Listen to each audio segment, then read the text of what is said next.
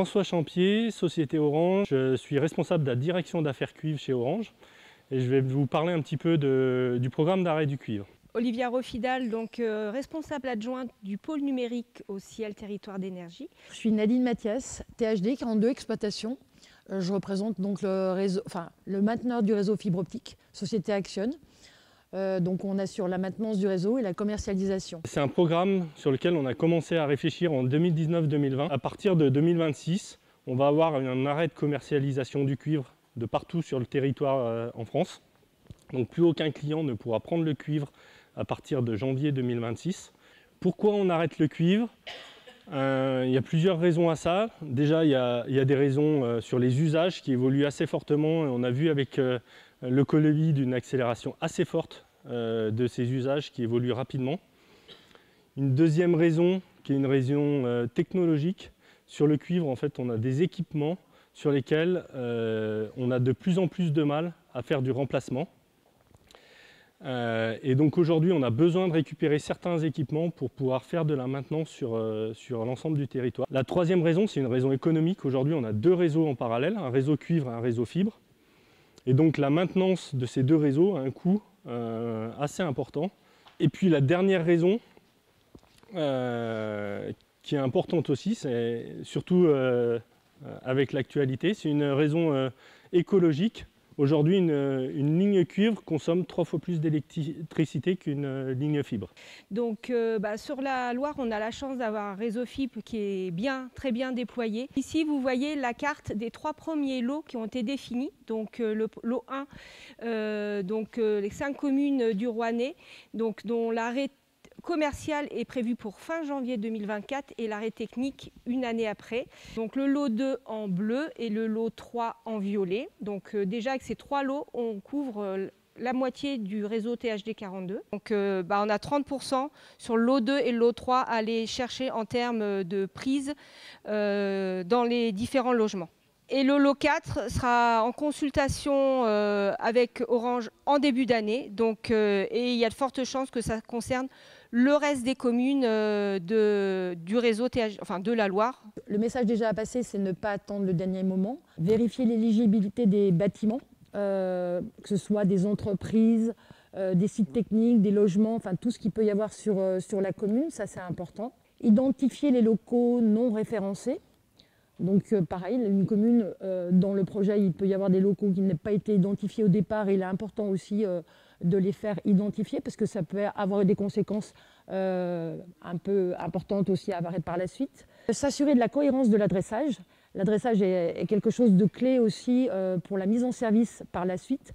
Et je sais que c'est tout un travail que vous menez déjà avec les services du ciel aussi. Donc ça, c'est important. Identifier tous les publics à accompagner. Et quand on dit tous les publics, c'est aussi bien, il y a une population qui va être plus vulnérable ou qui est plus lointaine, en tout cas de l'aspect numérique ou de la fibre optique. Donc un public peut-être âgé ou plus vulnérable. Et ensuite, tous les professionnels. Donc, parce que les communes aussi regorgent parfois d'entreprises, d'artisans, professions libérales. Favoriser le 100% PTO, ça c'est le dispositif que le ciel a initié sur le département avec une prise, un pré-raccordement. Donc permettre techniquement à un logement d'être prêt avec le dispositif qui est gratuit jusqu'en 2025.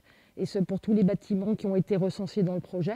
Partager toutes les situations que vous rencontrez, parce qu'on travaille quand même en grande proximité avec le ciel aussi sur tout l'ensemble des logements et de votre territoire. Donc c'est de nous partager toutes les situations qui pourraient être bloquées ou qui pourraient poser des difficultés sur lesquelles on n'a pas forcément une vision et qu'on est aveugle.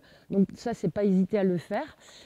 Nous alerter aussi, parce que la fermeture d'un réseau peut provoquer aussi des envies pas très normales aussi. Donc se méfier aussi de toute sollicitation que vous pouvez avoir de farfelus ou fantaisistes qui n'a rien à voir avec la fermeture du cuivre. Donc là, il faut nous alerter aussi. Et puis après, c'est surtout une information à communiquer auprès de vos habitants. Donc c'est les informer. Il y a déjà des kits d'information sur lesquels on a travaillé avec le ciel aussi. Plus les habitants seront informés de ce qui va arriver, mieux ils seront préparés et plus facile ce sera aussi pour mettre en œuvre des actions à porter et des prises à construire qui ne sont pas existantes encore dans des logements. Après, pour être au plus près du grand public, c'est organiser des temps de rencontre sous forme de forums ou de réunions publiques. On l'a eu fait sur certaines communes quand la fibre est arrivée. Et ça, c'est en présence des opérateurs aussi. Donc les opérateurs nationaux qui se déplacent de manière à accompagner aussi les habitants sur les possibilités aussi de faire migrer des gens d'une technologie à une autre. On organisera ces temps, pas à la maille de la commune, parce que souvent on nous a posé la question, c'est à la maille de plusieurs communes. Et par le biais de votre PCI aussi, on verra l'organisation qu'on donnera en tout cas dans ces temps de rencontre. Une cellule usagée qui est à la disposition des habitants et de vous aussi élus, sur lequel vous avez des questions à poser. On vous répond de 8h à 20h sur tous des sujets sur lesquels vous ne trouvez pas une explication rationnelle en dehors des process connus par les communes pour nous alerter sur des difficultés du réseau ou autre. Mais ça, c'est une cellule dédiée. Et puis nos sites internet aussi, sur lesquels vous pouvez retrouver déjà des informations existantes, dans lesquelles aussi les communes peuvent mettre des liens, où là il y a une FAQ, donc une foire aux questions qui reprend tous les grands sujets ou tous les grands questionnements que peuvent avoir des habitants aussi sur la fermeture du cuivre. On voulait vous faire une petite présentation GeoLoire THD 42, mais qui va être fait en comité syndical. Donc pour vous laisser du temps pour quelques questions, Gariba vous le fera juste après. Donc ça sera un outil qui sera à disposition de toutes les communes pour voir où en est le déploiement de la fibre optique, si les prises sont installées ou pas sur votre commune. Voilà. Ce que je peux vous dire, c'est que dans le cadre de l'expérimentation, donc les 7 communes même dont je vous parlais en début de présentation, cet exercice a été initialisé. On a démonté effectivement tous les câbles sur le réseau, que ce soit en aérien ou en souterrain.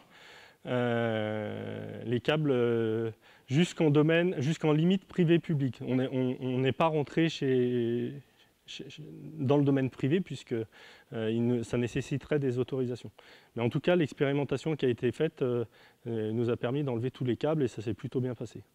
Le comment on va le faire de manière industrielle, puisqu'on était sur des tout petits volumes, aujourd'hui on ne l'a pas encore décrit et expliqué, que ce soit à l'ARCEP ou aux opérateurs d'infrastructure, FTTH.